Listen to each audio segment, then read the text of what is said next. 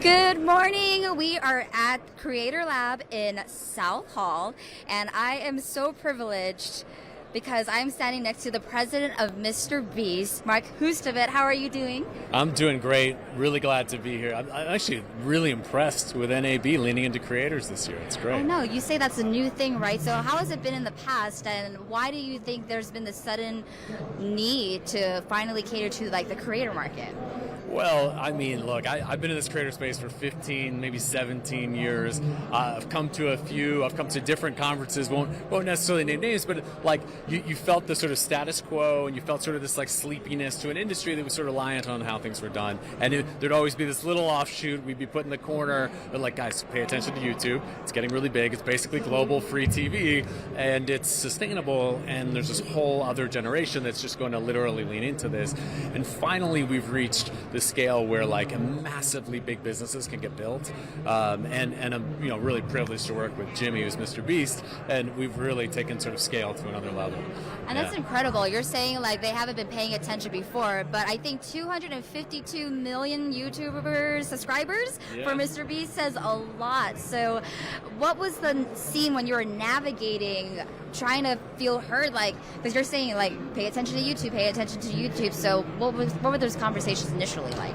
Yeah, I mean, look, it took a lot of different things to happen, right? The advertising community had to embrace, like, we are going to lean in both on the media side, like the media agencies and the CMOs had to realize, like, buying the mid-roll and pre-roll on YouTube was a good investment, and that we could see ROI on that.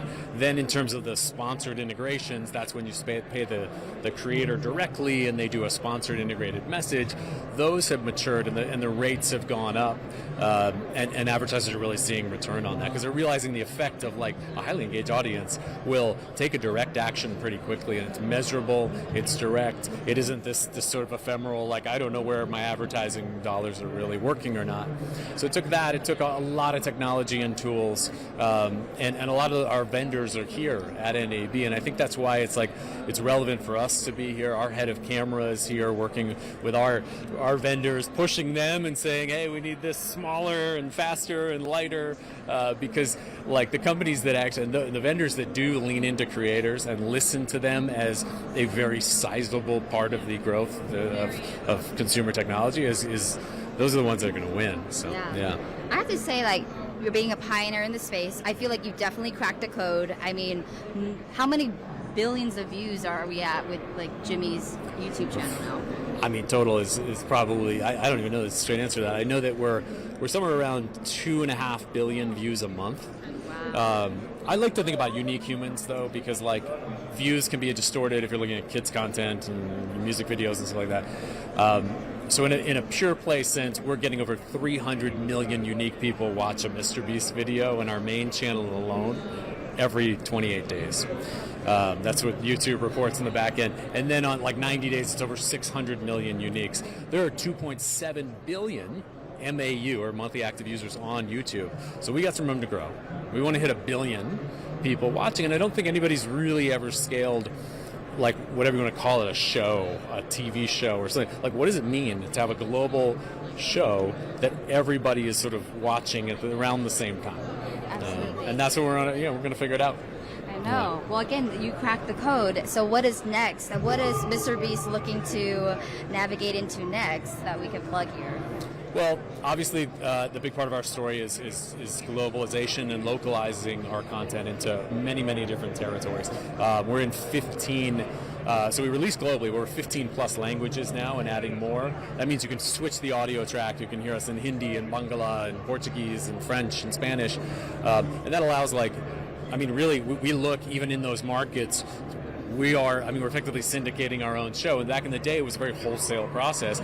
We are like as direct as can be, and we're adapting to what those audiences, their tastes and their preferences. So you're going to see us obviously think globally.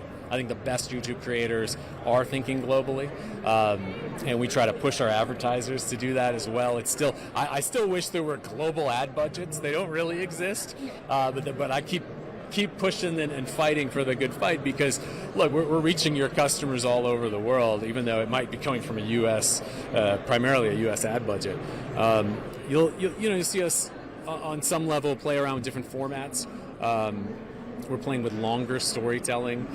Some of our main channel episodes are getting up to, or videos are getting up 35, 40 minutes long. Obviously, we're distributing off YouTube. We have some fast channels.